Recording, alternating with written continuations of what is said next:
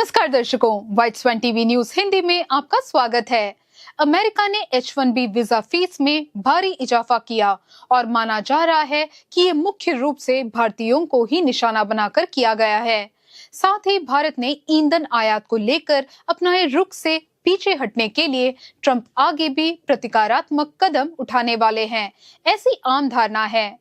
पहले H-1B visa के नवीनीकरण के लिए फीस 1,700 से $4,500 तक थी, लेकिन ट्रंप के नए कानून से ये $1,00,000 हो गई है। 21 सितंबर 2025 से लागू हुए इस नए नियम के बाद अब नए H-1B वीजा आवेदकों पर इसका असर पड़ेगा। इस स्थिति में अमेरिका नामक सपने को पीछे रखकर भारत समेत कई देशों के पेशेवर अब अन्य विकल्प खोजने की योजना बना रहे हैं।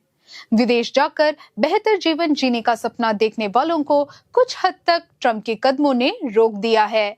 रिपोर्टों के अनुसार अमेरिका में H-1B वीजा के लिए भारतीय आवेदकों की संख्या में भी गिरावट दर्ज की गई है।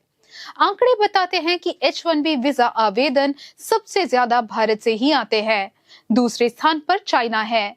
इसके अलावा कनाडा, दक्षिण कोरिया, फिलीपींस और मेक्सिको जैसे देशों से भी आवेदन होते हैं। सबसे ज्यादा वीजा भारतीयों को ही मिलते हैं, इसलिए ट्रंप के इस फैसले का सबसे बड़ा असर भी भारतीयों पर ही हुआ है। उदाहरण के तौर पर अप्रैल 2022 से मार्च 2023 के बीच 7,80,884 आवेदन आए, लेकिन केवल 85,000 वीजा ही जारी किए गए। नए नियम लागू होने के बाद आवेदनों की संख्या में और भी गिरावट दर्ज की गई। इसी मौके का फायदा उठाने के लिए कनाडा के विदेशी पेशेवरों को खुले दिल से स्वीकार करने की योजना बनानी शुरू की है। अमेरिका द्वारा H-1B वीजा फीस अचानक बढ़ने के बाद कनाडा ने भारत समेत दूसरे देशों के प्रभावशाली तकनीकी विशेषज्ञों को आकर्षित करने की पहल की है। इस संबंध में कनाडा के प्रधानमंत्री मार्क कार्ने ने संकेत दिया है कि प्रवासन नीतियों की समीक्षा की जाएगी।